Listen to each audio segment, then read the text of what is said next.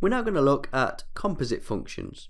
A composite function is where you apply more than one function to an input. So in our example here, we've got f of x, g of x and h of x, and we're going to apply f g of x.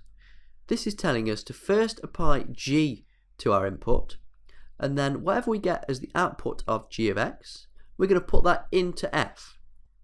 So to find f of g of x, we're going to do f of whatever g of x is.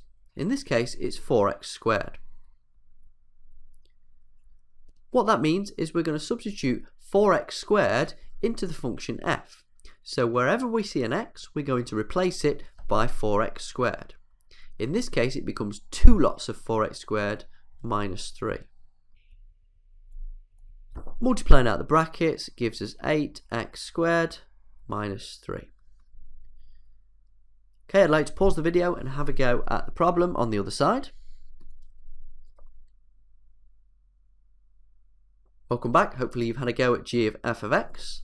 To find g of f of x, first of all, we use f of x, which is 2x minus 3, and we apply g to that. So we're doing g of 2x minus 3.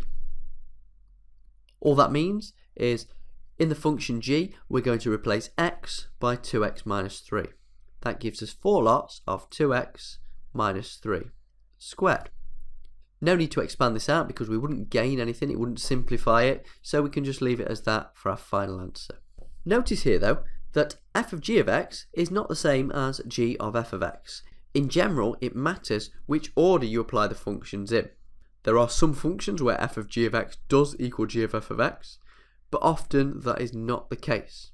And the mathematical way of describing that is function composition is not commutative. In part B, we're asked to find h of f of g of 2. There are two ways of doing this, and one way is generally much simpler than the other. You could do h of g of f of x, and then at the end substitute 2 in, but algebraically that's often much more complicated than substituting the number in to start off with. So h of f of g of 2 first means we need to calculate g of 2. Now g of 2 just means put 2 into this function here. So that's going to be 4 lots of 2 squared, and if we simplify that, we get h of f of 16.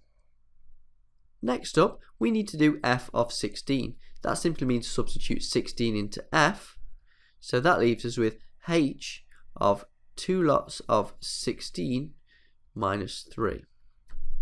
2 times 16 minus 3 is 29, so we're now doing h of 29.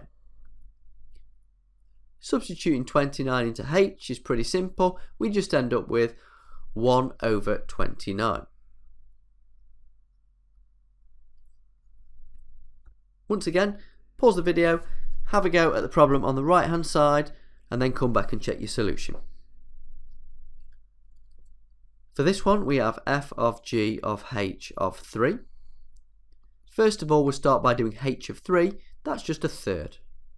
So we now have f of g of 1/3. Substituting a third into g is going to give us 4 lots of 1/3 squared. Third squared is a ninth, so that gives us 4/9. So we're now doing f of 4/9.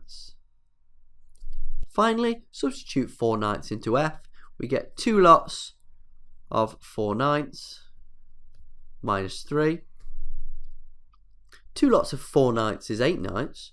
3 could be rewritten as 27/9. And if you do that subtraction, you end up with minus 19/9. Use your calculator if you need to. In part C, it says f squared of 4. In this case, squared doesn't mean square anything, it actually means apply the same function twice. So here, f squared of 4 means we're going to do f of 4. f of 4 means substituting 4. That will give us 2 times 4 minus 3, which is 5. So we're doing f of 5. which gives us 2 times 5 minus 3, which is 7. Pause the video, have a go along on the right hand side. Welcome back, hope you've had a go.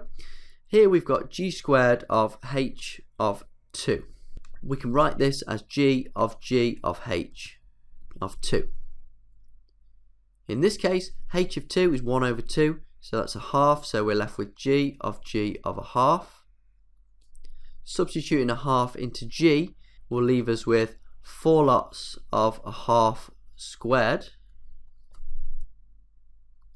A half squared is a quarter, times that by 4 gives us 1, so we're left with g of 1. Substituting 1 into g gives us 4 lots of 1 squared, which is just 4.